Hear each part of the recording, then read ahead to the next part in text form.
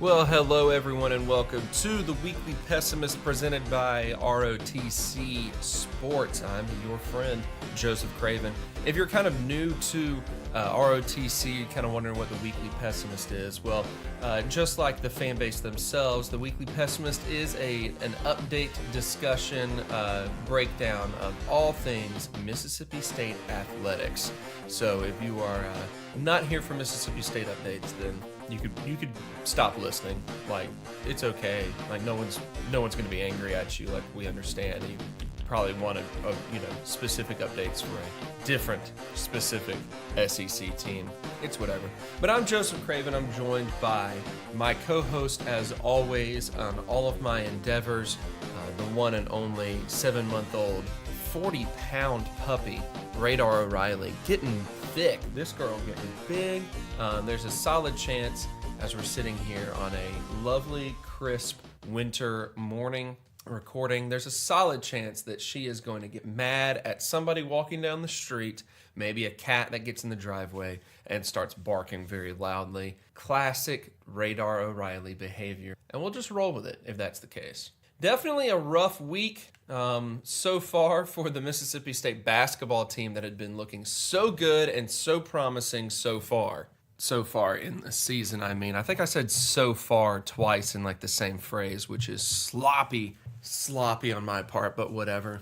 It was a really, really disgusting game against South Carolina earlier in the week, a 9 o'clock Eastern game, which is...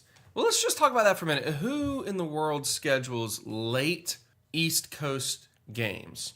How does that benefit anybody? The fans don't want to be there. You could see it. There was no one there from South Carolina. Like, it was an almost empty arena. You had Radar looking for a tennis ball she dropped. So now she's flopping around on the ground and whining. There's no one in the South Carolina arena. It's difficult to feel motivated enough to tune in and watch the entire game because by the time it ends, it's almost 11 o'clock on a work night. 11's normally when I'm heading to sleep, just sloppy. And you can imagine then if it's late for fans and no one wants to show up to the game, then it's probably late for players also. So I think that's a dumb time slot for an East Coast game, an Eastern time zone game. And I think that plays into it because I really do think that the motivation for either team, really, I think the motivation for both teams was kind of lacking because of the start time there. South Carolina, even though they walked away with an overtime victory, did not look like a team that really wanted to be there either. Neither team really ever seized any sort of momentum. Neither team really looked super motivated, super focused.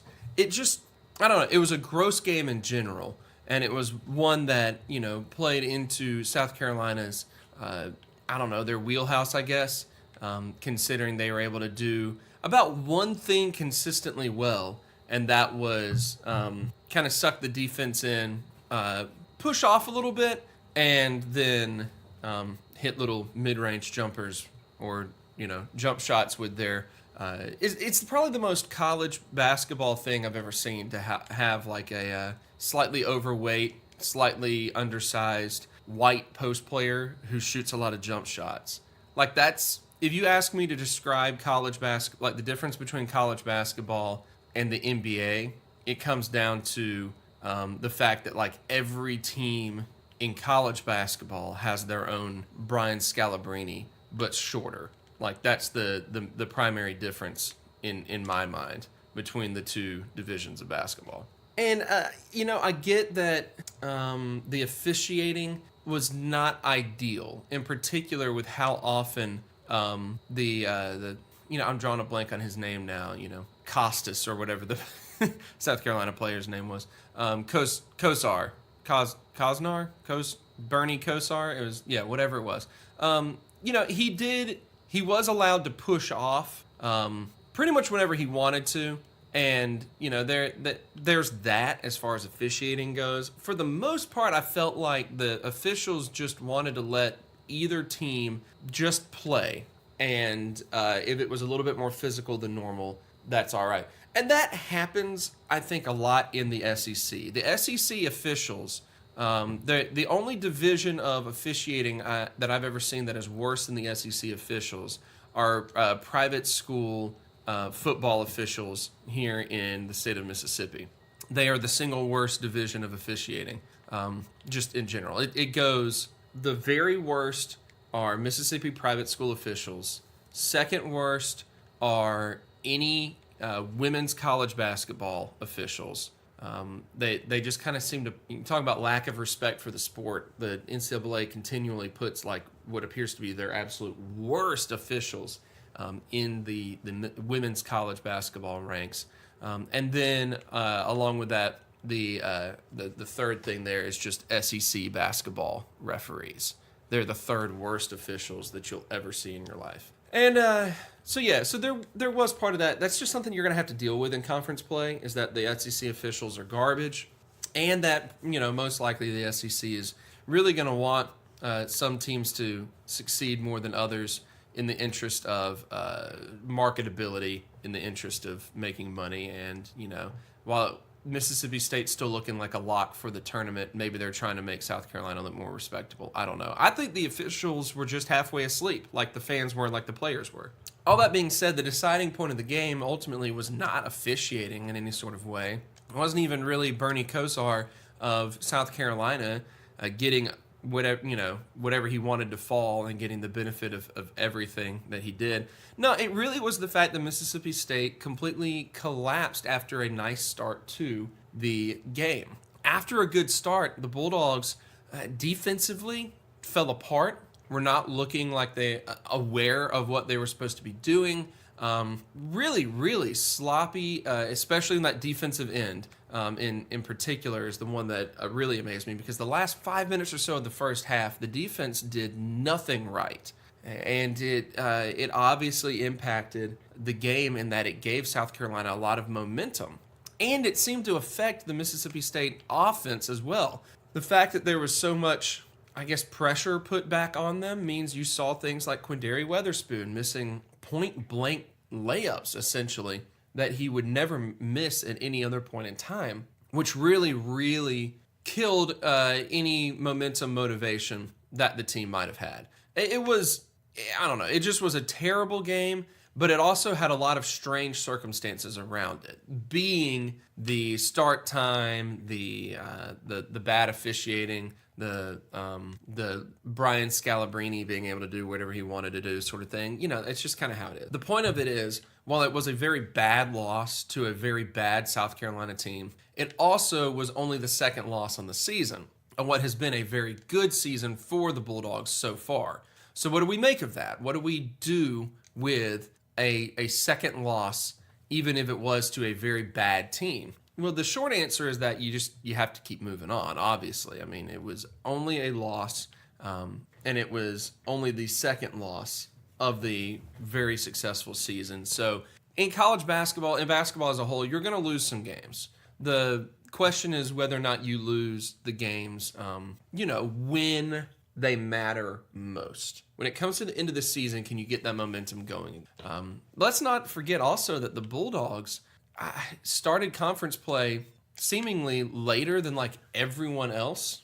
There were a lot of teams that already had a conference game under their belts before Mississippi State and South Carolina started off. Auburn as well, who I'll talk about in a minute here, did not have a conference game before last night, Wednesday night, against Ole Miss. That upset victory for the Ole Miss Rebels.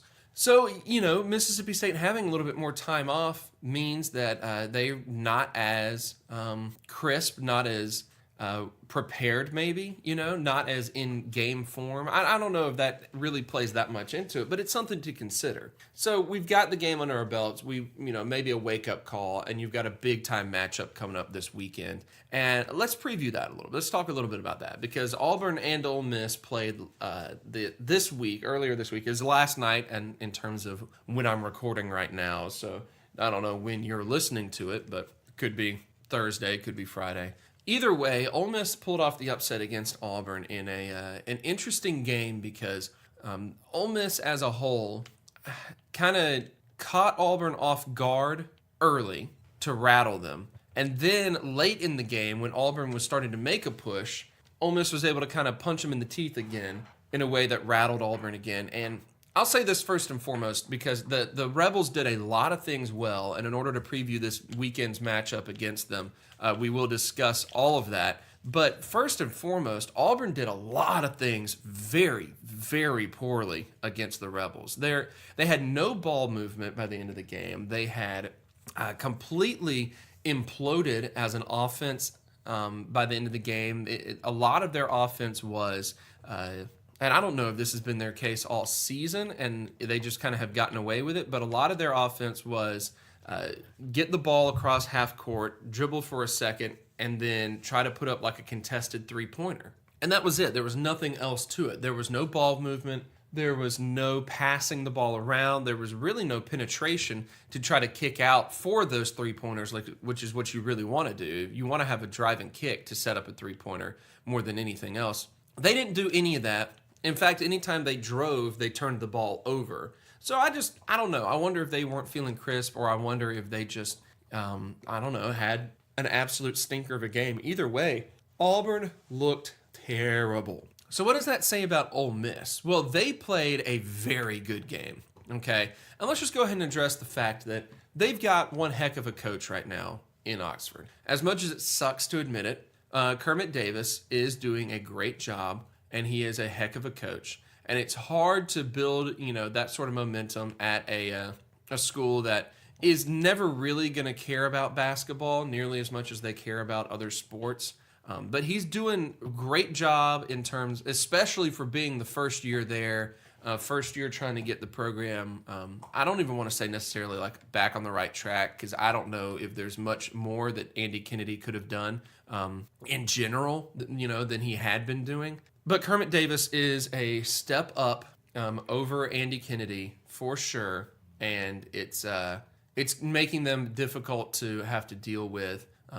And it's going to make this weekend very difficult. So what do they do well? Well, first and foremost, they've got a heck of a guard in Breon Tyree, who is one of the top scoring players in the SEC so far on the season.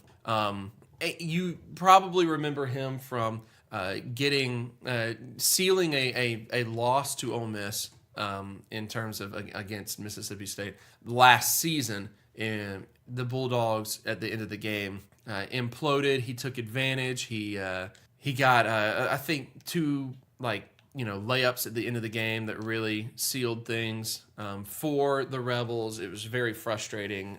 It was very, very inexcusable sort of defense on the part of Mississippi State. That's all in the past, but he's still there, and that's got to be fresh on players' minds to remember that he did that to them at the end of a game in a frustrating. Now, the Mississippi State team is playing much differently right now than they have been, or that they were last season at that point as well. Obviously, they picked up a lot of momentum by the end of the year, had really kind of, it seemed like, come together as a team, and that has continued until now. The South Carolina hiccup is what it is. I don't know how indicative it will actually be of the rest of the season. I don't know if it's really indicative at all of the rest of the season. That's something that we will find out this weekend, I think. This is going to be very telling, but it makes this weekend even more important, even more crucial than it already was, which is very, very frustrating to have to deal with. A rivalry game against an up-and-coming team with a good coach, so on and so forth. There's a lot riding on this. Anyway, back to what the Rebels do well. Again, they've got really good guard play. Breon Tyree is quite good. And then we all know Terrence Davis. He's been there for about 7 or 8 years now. Terrence Davis is an interesting player in that I feel like he's never really gotten the consistency going that they wanted him to when he was recruited as kind of the third of the big three in that year that Malik Newman and Quindary Weatherspoon were also coming out of high school. That was a heck of a recruiting time for the state of Mississippi in terms of basketball. I mean, you had 3 incredible talents in Newman, Weatherspoon, and Davis at the same time. Davis is the one that I don't know, from my observation, and I could be inaccurate in this, but from my observation, has struggled at times to really have consistency in the way he plays. When he's on, like he was against Auburn, he is on, and like he can out rebound you, outscore you. He's a real talented, obviously very good athlete. He was known for his electrifying dunks in high school, but he uses that athleticism well to rebound well. Maybe not the most like skilled actual like rebounder in terms of using getting position and all of that, but when his athleticism is clicking with the rebounding, then he's unstoppable. He is going to be 9 times out of 10 the most athletic player on the court when he steps out there, and that's something you always have to be aware of. I don't think that he is consistent enough as a player to be the focal point of the defensive pressure. I think the pressure, quite obviously, has to be on Brian Tyree, because he is he's the leading scorers on the team. So first of all, that's just like an obvious observation. There's nothing really amazing about that. But in particular, he is the one who is the heartbeat of that team, more so than the fact that he is the leading scorer. All of that, like. He is the lifeblood of the team this season. And if you can, in clutch moments, he steps up. And yeah, he didn't really score much against Auburn, but that he's the guy that they're going to turn to get things going, to get things started. If you're able to do anything against Ole Miss defensively, it has to be slow down Brian Tyree. Because the other guards they have are good.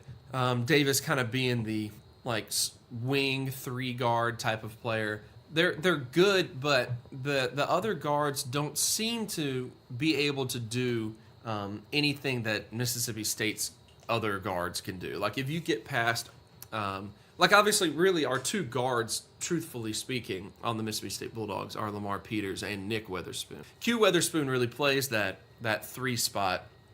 He just happens to be able to play 1 through 3, which is pretty incredible. But Nick and Lamar are coming together a lot more so. Lamar Peters has been really trying to establish himself this whole season. He's been trying to establish himself as the best player on the roster.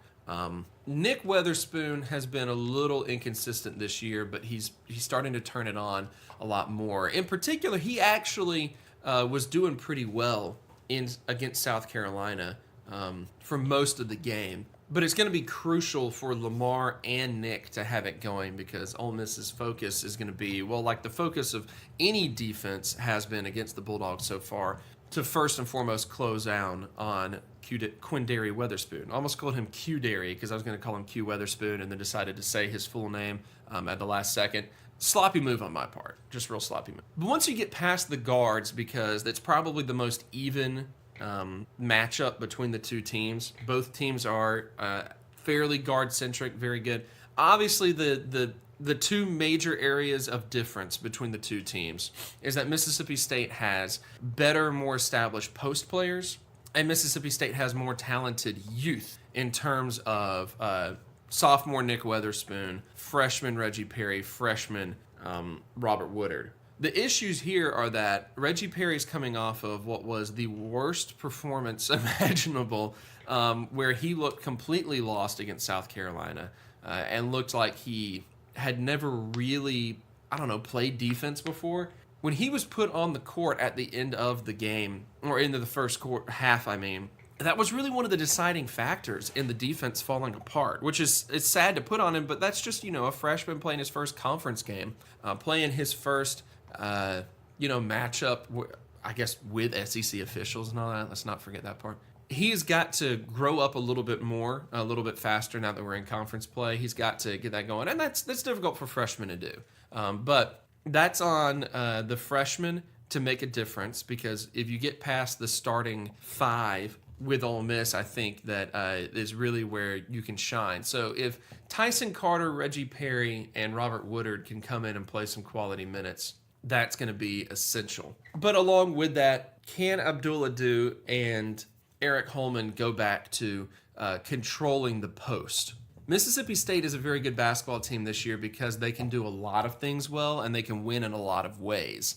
In particular, they can win through guard play or they can win through post play. This is going to be a matchup where they're going to have to win through post play. So Holman and Adu are going to have to get it together again. Holman has been trying to prove himself to be a stretch four this season, I guess, so he can go and play in the NBA next year. And that's fine and dandy, and I hope that he continues to do that well.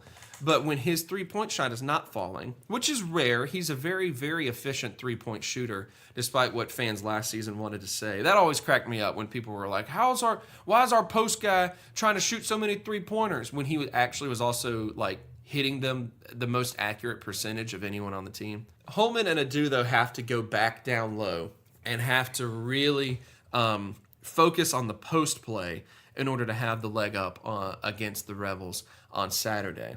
But then finally, just the defense has to wake up because they were non-existent against South Carolina. And honestly, at the end of the day, that's really all it's going to come down to. If the defense plays, 50% better than it did against South Carolina, if the post players play 50% better in the post than they did against South Carolina, especially in rebounding, my goodness, they could not rebound. But if you have those two factors against Ole Miss, then it should be a victory. There's really nothing that says that it wouldn't be, outside of the fact that this is college basketball and any halfway decent team can defeat any other halfway decent team at any point in time. So that's what we're looking to this weekend, or looking for this weekend. We have to have better post play, first and foremost, we have to have better defense, but we have to have better post play. I don't know what you do to slow down a player like Breon Tyree. I don't know what you do to stop an athletic freak like Terrence Davis when he has it going. You have to hope that he's inconsistent, which is always a possibility. And you have to do whatever you can to rein in Tyree, or make Tyree be the only person who does anything and just absolutely destroy the rest of the team, and make it so that all the pressure is on him to will the Rebels to victory. It's going to be a difficult matchup. It just is. And that, has the interesting point then of where would things have been if Mississippi State had hired Kermit Davis 7 years ago instead of Rick Ray? Because that storyline is coming up a whole lot. Now that Kermit Davis is out Ole Miss, I think it's very interesting that storyline's popping up a lot more. You didn't hear it as much at the time. Part of that being Davis was not quite as established at that point, like he was at Middle Tennessee the last couple of seasons, and the tournament runs and the consistent success there. In fact, I think even 7 years ago, what a lot of people were still thinking about was him getting a school put on probation more than anything else. But he's worked so hard to get over that, to grow as a coach. And you really can't say enough about what all he's done as a coach so far. It's just a crying shame that he has to be coaching in Oxford now, and we have to face him multiple. Hey, maybe he'll do well enough where a larger school hires him away next season, and that would be ideal. That would be ideal. But it'll be a big time matchup. I plan to be in attendance, and we'll hopefully have a few things to say about it, a few positive things to say about it on the podcast as soon as it's done. We'll see how it goes.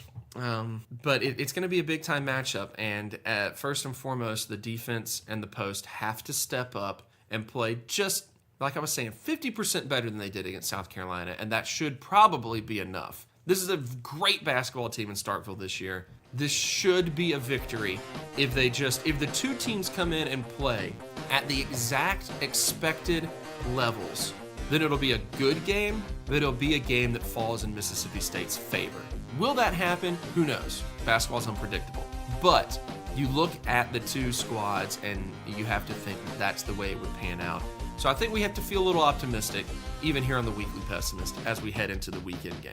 All right, I'm your friend Joseph Craven. I will touch base with you again in terms of Mississippi State athletics this time next week.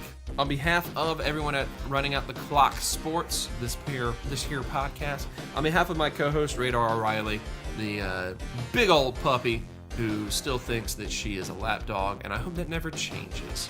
I'm your friend Joseph Craven. We'll see you next time on the Weekly Pessimist. As always, Hail State.